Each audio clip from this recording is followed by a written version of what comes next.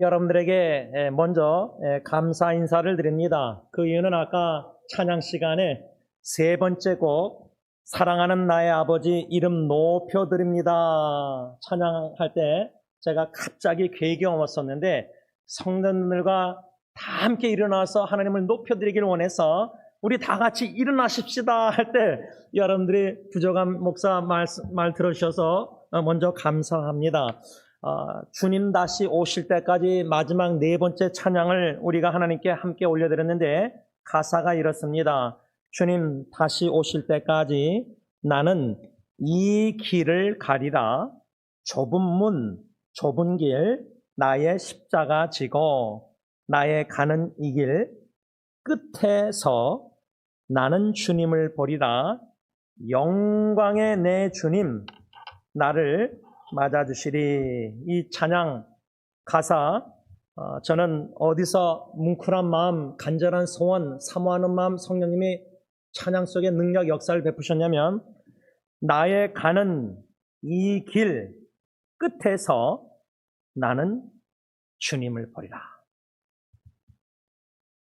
고린도전서 13장 주님을 얼굴과 얼굴을 맞대고 보리라. 주님께서 신앙의 경주를 우리가 완주하고 믿음을 지키고 선한 싸움을 다 싸우면은 믿음의 주 온전케 하시는 예수를 바라보라. 히브리서 12장 2절 헬라어 원어를 제가 다 해석해 드렸잖아요. 마라톤에 울트라 마라톤에 골라인 끝에 주님이 의의 면류관, 승리의 면류관을 준비해서 상급을 준비하고 나를 맞이하실 겁니다. 그 주님을 생각할 때 그리워하고 소망하고 간절히 사모하는 마음을 주셔서 이 찬양을 하나님께 올려드릴 때 마음이 뭉클했습니다. 여러분, 우리가 골로새서 4장 2절에서 6절까지 사도 바울이 골로새 교인들에게 성도들에게 편지를 써내려가면서 마지막 세 가지 권면을 했다는 말씀을 우리가 배우고 있습니다. 그 세 가지 중에 마지막 세 번째 권면이 골로새 4장 6절 오늘 본 말씀 너희 말을 항상 은혜 가운데서 소금으로 맛을 낸과 같이 하라. 그리하면 각 사람에게 마땅히 대답할 것을 알리라. 아니 편지를 마무리 끝을 맺으면서 7절부터는 이제 마지막 끝 인사를 합니다. 근데 2절부터 6절은 마지막 권면을 하고 있는데 그 마지막 세 권면 중에 마지막 세 번째가 말에 대한 권면입니다. 왜 말에 대해서 마지막으로 골로새 교회 성도들에게 1세기 핍박시대 때 아니 믿음 생활 잘 하십시오.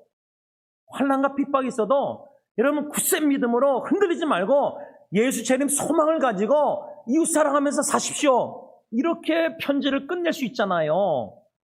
근데 왜 너희 말을 항상 은혜 가운데서 소금으로 맛을 낸과 같이 하라.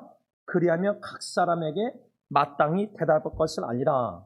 왜 이렇게 마지막 권면의 세 번째 말씀을 이렇게 했을까? 바울이 이게 우리에게 어떤 의미가 있는가? 이 설교 6절 말씀을 계속 묵상하고 하면서요. 내 입에서 나오는 말, 이 말이라는 게 나는 그냥 가볍게 이렇게 저렇게 말을 막 하는데 하나님의 입장에서는 우리 성도들의 이 입이 말이 얼마나 하나님 보시기에는 중요한가 이 중요성을 조금씩 깨닫게 하고 계세요. 그럴 때에 은혜스럽게 말한다. 내가 말할 때 은혜를 끼쳐야 된다. 예를 들자면 제가 설교할 때 입을 열어서 여러분들에게 먼저 감사합니다. 감사 인사 드립니다. 이렇게 설교했잖아요. 서론에. 여러분들이 또 쟤는 진심이었고 갑작스럽게 일어나서 찬양하자고 담임 목사가 그래서 여러분들이 편안하게 앉았다 갑자기 다 일어나서 주 이름 높이리 찬양한 거 아니에요.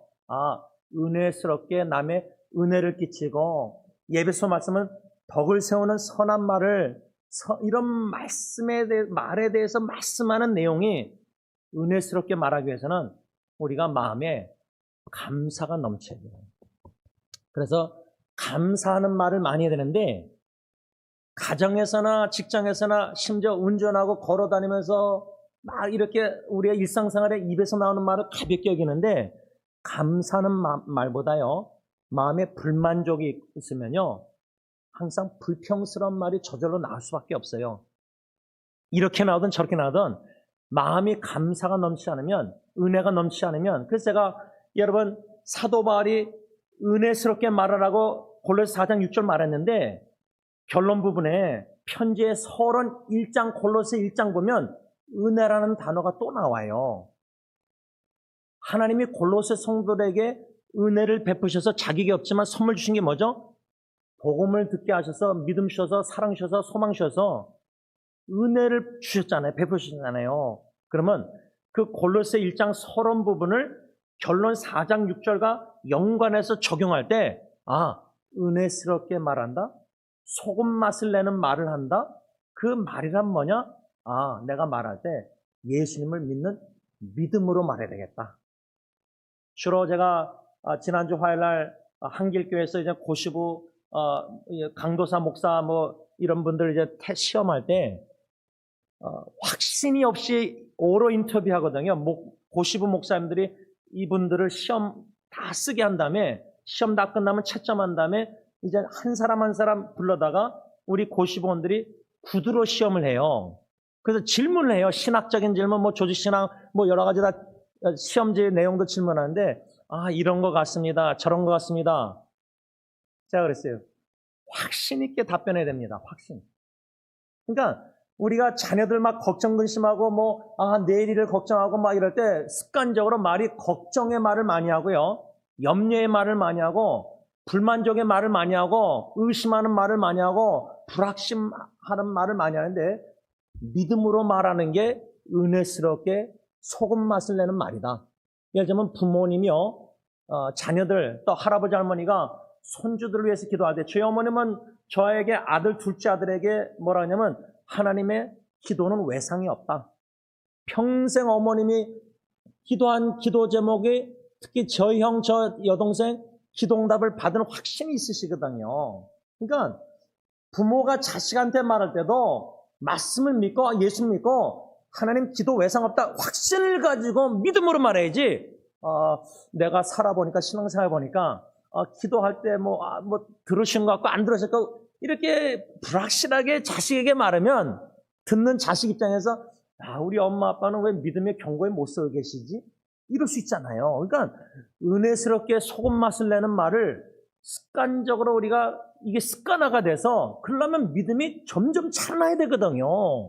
주님을 더욱더 믿고 의지하고 확신을 가지고 믿음으로 말하고 또 사랑으로 말해야 되잖아요. 골로새 1장에 믿음을 얘기하고 데살로니가 전서 1장도 보면요. 사도 바울은 편지 13편지를 쭉 보면은 그 편지가 딱 조직화되어 있어서 인사말, 끝인사말, 그 다음에 서론, 결론, 본론 아주 구체적으로 쓰여 있거든요. 로마서는 더하지만 원로 목사님 수요일마다 로마서 설교하시잖아요. 근데 그 인사말, 첫인사말, 끝인사말, 그 다음에 서론, 결론에 골로새서는 은혜를 말할 때 특별히 서론에 믿음뿐만 아니라 뭐랬죠? 사랑과 소망을 얘기해요. 그게 골로새 성도들 위해서 기도할 때마다 그들의 믿음과 사랑과 소망을 생각하면 너무나 감사 기도가 나오잖아요. 그러면 우리도 부모가 자식이나 목사가 성도들 생각할 때 기도할 때 우리 성도님들의 믿음이 자라나고 사랑이 막 점점 교회가 서로 사랑하고 다 오래 참고 인내하면서 참 소망을 가지고 하늘의 천국의 소망을 가지고 그러니까 믿음, 소망, 사랑이 넘치는 개개인과 가정과 교회에 그걸 생각하면은 저절로 감사 기도가 안 날 수가 없잖아요. 네, 여러분 이렇게 은혜스럽게 말하고 소금 맛을 낸다 할 때 제가 특별히 지난주에 소금 맛을 낸다. 존 메가더 은혜 그레이스 커뮤니티 처치 그분이 무엇이라고 해석했냐면 소금이 맛을 내는 것뿐만 아니라 부패를 막는 것처럼 그리스도인의 말은 다른 사람들에게 축복이 될 뿐만 아니라 쇠퇴하는 세상 사회에서 정화하는 영향력이 되어야 된다. 정화하는. 그래서 제가 우리 교회 교제실에 정수기 물 한 달에 한 번 그 회사에서 일하시는 분이 나와서 그 필터를 매달 갈아줘요. 그래서 제가 오늘 아침에 새벽에 교회 와서 참 그에 대한 글을 쓰면서 다시금 지난주에 설교하다가 그 예화를 든 걸 생각하면서 물도 깨끗한 물 막는 게, 정화된 물 막는 게 아주 건강에 중요하대요. 신발도 중요하고 또 매트레스도 중요하대요. 제 선배 목사님, 병원 채플린 하신 선배 목사님이. 근데 물이 필터를 해서 걸러내잖아요. 그래서 제가 인터넷 뒤져보니까요, 코테이션 합니다. 정수기 필터를 제때 교체하지 않으면 불순물과 세균을 제대로 걸러내지 못해 위생 문제가 발생하고 물맛이 이상해지며 정수기 고장과 수명 단축의 원인이 됩니다. 그런데요.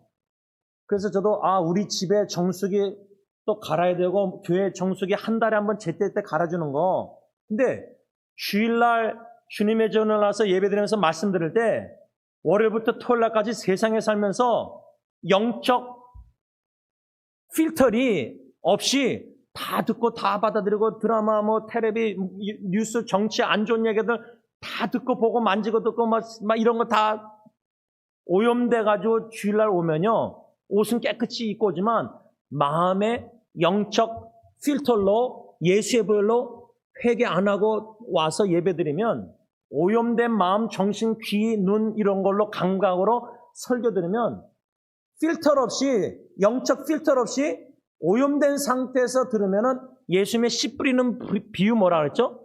아니, 마음이 좋은 밭이 다 묵은 땅을 농사 잘 매일마다 말씀 기도 생활해서 매일 순간순간마다 회개하면서 정화되는 성령의 예수의 보혈의 역사를 믿으면 그런 경험을, 영적 은혜를 받으면서 준비해서 주일을 와서 좋은 밭이 돼서 말씀의 씨앗이 뿌려지면 쏙쏙 말씀이 귀에 들어와서 마음밭에 박혀서 때가 되면 싹이 나서 열매 맺는데, 이 길바닥에 그냥 가시밭에 마음이 된 사람은 영적 필터 없이 오염된 상태에서 예배드리면 말씀이 오염된 마음으로 귀로 듣기 때문에 설교 말씀을 자기 마음대로 해석해서 은혜 받아요. 은혜 못 받죠. 은혜 받는다고 말해도요, 진짜 담임 목사가 설교 말씀 중심 핵심대로 설교한 거를 제대로 은혜 받은지 들어보면 다 다른 은혜 받은 게 다 달라요. 물론 성령님이 다양하게 역사할 수 있어요. 그런데 영적 필터, 정화되지 않은 마음을 가지고 예배드리고 설교 다 찬양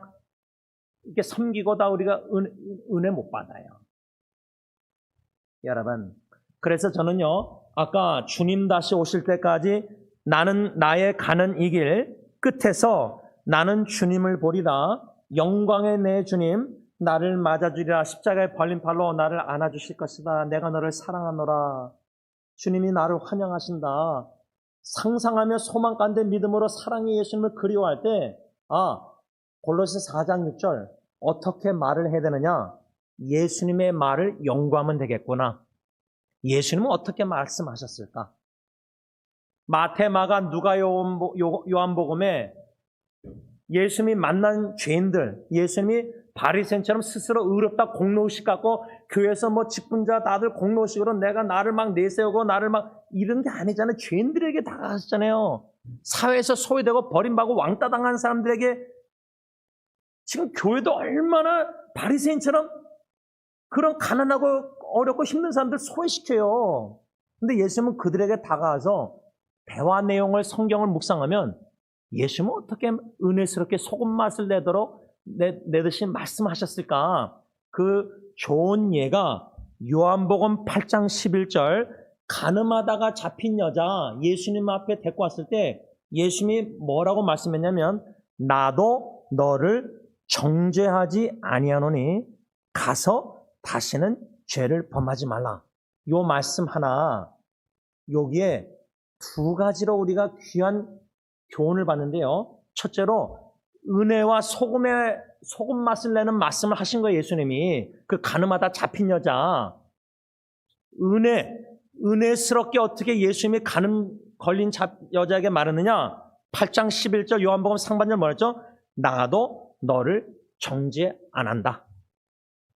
근데요, 은혜가 충만하지 않은 목사, 장로, 바리새인 같은 직분자들은요, 공로식으로 자기가 뭐 철저하게 계명을 지키고 금식하고 뭐 11조하고 헌금 많이 하고 교회 봉사하고 공로식이 가득 차서 성도들의 인기, 인정 막 목말라 있는 직분자들은요, 딱 보는 관점이, 성도들 보는 관점이 은혜가 충만하지 않고 율법이 충만하니까, 법에 위선 가식이 충만하니까, 겉과 속이 다르니까 회칠한 무덤 같고 겉은 하얗게 양복 있지만 속은 완전 썩은 무덤 같은 뼈 냄새 나는 바리새인 같은 그런 직분자들의 예수님은요, 창녀한테 책망 안 했어요. 세리한테 책망 안 했어요.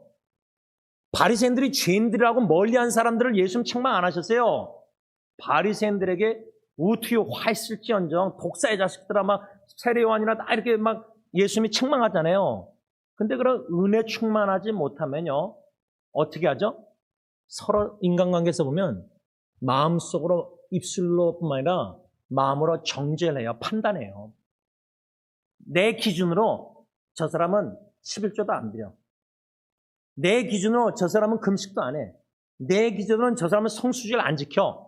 자기는 잘 지킨다고 생각하니까, 의롭다고 자기 righteousness가 있으니까 못하는 사람을, 로마서 뭐라 하죠? 로마 교회는 유대인들과 이방인 교회가 섞인 교회. 우리 교회는 히스패닉 예배 5시에 드리고 이제 영어 예배 2시에 드리잖아요. 그러면 어른들이 아유 영어 예배? 아유 저 우리 손주뻘 되는 아이들 우습게 보잖아요. 어른들 권위주의 직분자들. 또 히스패닉 분들은 또 인간적으로 우습게 보고, 남미 사람들 막 그냥 공부도 못했다 그러고 우습게 보고 차별하고, 그런 다 교만한 은혜 충만하지 않던 율법적인 마음은요, 입에서 은혜스러운 말이 안 나오고 어떻게 하죠? 정죄해버려요. 정죄. 차별하고 막 마음속 입술로 정죄해버려요. 근데 예수님은 가늠하다 잡힌 여자 딱, 제가 이번에 화요일날 고시부에서 이 젊은 2세 목사님들 될 강도사 막 이런 분들 시험 본 논문 중에 하나가 뭐냐면 동성연애자에 대한 논문을 썼더라고요. 한국말만 쓴 분만 이제 제가 체크하고 영어는 영어 목사님들 했는데, 제가 논문 쓴 분 강도사 그분한테 만일에 당신이 만약에 목사가 돼서 목회할 때 올겐 치는 분이 막 봉사하다가 커밍아웃 해서 제가 동성애자입니다. 그러면 당신은 어떻게 했냐 물어봤어요. 제가 왜 그렇게 물어봤냐면, 오래전에 뉴스의 기독신문에 미국 교회에서 올게 치던 분이 커밍아웃 해버리니까 그 미국 교회 당회에서 결정해서 이렇게 더 이상 못 섬기게 했거든요. 올겐. 그러니까 수를 한 거예요. 고소를 한 거예요. 그걸 제가 알고 있기 때문에 그 강도사님 목사고 싶은 분한테, 논문 쓴 분한테 그 질문했어요. 어떻게 하겠느냐. 보통 여러분 커밍아웃 교회에서 막 직분자로 봉사하다가 나는 남자가 남자를 좋아하고 여자 여자인데 이렇게 동성애 커밍아웃 하잖아요. 심지어 가정 친척 식구들 사이에서도 동성애 커밍아웃 하잖아요. 지금 제가 오학과 가서 강의할 때 쪽지에다가 질문을 써서 내면은 이름 없이 무명으로, 그러면 제가 마지막 세미나 끝나고 30분 시간을 할애해서 답변하겠다 그랬는데, 그 중에 한 분이 스페니쉬 쓴 거 우리 선교사님이 통역해 줬는데, 페스토라 스페니쉬로, 거기는 이제 목사, 여자 목사 이렇게 하는데, 그 목사란 분이 뭐라고 쓰냐면, 내 자녀 하나가 교회 안 나오고 목사 직분자인데 또 다른 자녀는 동성애자인데 어떻게 됩니까? 질문하더라고요. 그렇게 되면요, 부모는 어떻게 해서든 동성애자 사랑으로 품고 뭐 여러 가지 하겠지만, 심지어 친척 교회 식구들도요, 동성애자 올겐 치다가 커밍하면은 마음으로 정죄해요. 만일에 속으로 정죄하고 바리새인처럼 좀 멀리 하면요, 예수님은 그렇게 안 하셨어요. 바리새인들이 그랬어요. 같이 식사도 안 했거든요. 네? 죄인들이라고 생각하면. 예수님은, 제가 그랬잖아요. 인터넷 사에 가다가 커밍아웃 해가지고 동성애자라는 자매를 제가 한국까지 가서 얼굴도 모르는데 강남 어디서 만나자 그래서 서서 기다리는데 그 자매가 제 얼굴을 바라보고 식사하고 차 마시면서 대화했다고 그랬잖아요. 인터넷으로 알게 돼가지고 상담하다 보니까, 왜? 자기하고 자기 언니 외에는 부모나 교회 아무도 몰라요. 근데 나중에 그 자매도 이제 커밍아웃해서 부모님도 알게 됐고 교회 목사님도 알게 되고 자기가 교회에서 좋아했던 언니도 알게 됐는지 그 어려움을 당하게 돼서 연락이 다 끊겼는데 예수님의 나면 간음당한 여자가 왔는데 내가 너를 정죄하지 않는다. 여러분 예수님이 완전한 하나님의 아들 예수님이 정죄 안 했다면은 우리가 누구간데 정죄합니까? 근데 우린 정죄하거든요, 마음속으로도. 그러니까 아직도 우리가 은혜 충만하지 못하고 율법적이니까 은혜스러운 말이 나올 수가 없어요. 은혜를 내가 모르고 은혜를 못 누리고 있는데 어떻게 은혜스러운 말을 하는 척해요? 하는 척할 수 있죠. 마음은 감사 안 하고 불만인데 속으로 겉으로 감사합니다 말할 수 있잖아요. 그게 외식 위선이죠. 그 다음에 두 번째로 요한복음 8장 11절 간음한 여자에게 예수님 뭐라죠? 가서 다시는 죄를 범하지 말라. 이거는 소금이란 말이에요. 소금. 첫 번째 상반절은 은혜스럽게 예수님이 말한 거고 골로새 4장 6절. 그 다음에 두 번째 너는 가서 다시는 간음죄 범하지 말라는 말은 소금 맛을 내는 말을 예수님이 하신 거예요. 말씀을 맺고자면 여러분 이 골로새 4장 6절 마지막 권면 세 가지 중에 마지막 세 번째 이 권면의 말.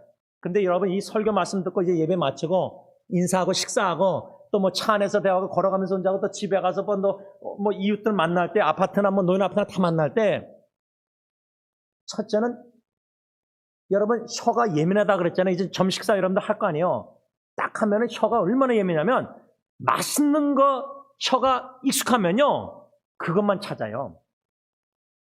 지금 아침에 막 요거트하고 스트로베리하고 블루베리하고 건강 음식 저 형도 막 이제 먹더라고요. 자기 몸에 안 좋으니까. 근데 저는 아내가 해주는데도 노 땡큐예요, 아내한테. 그거 먹으니까 건강도 아는데 아직도 난 좀 딴 거 먹고 싶어요.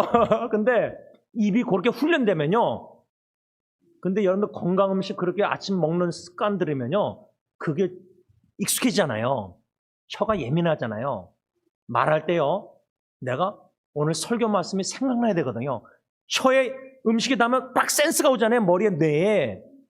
내가 말할 때 이게 오늘 목사님 통해서 골로새 4장 6절 이게 은혜스러운 말인가? 이게 소금 맛을 내는 말인가?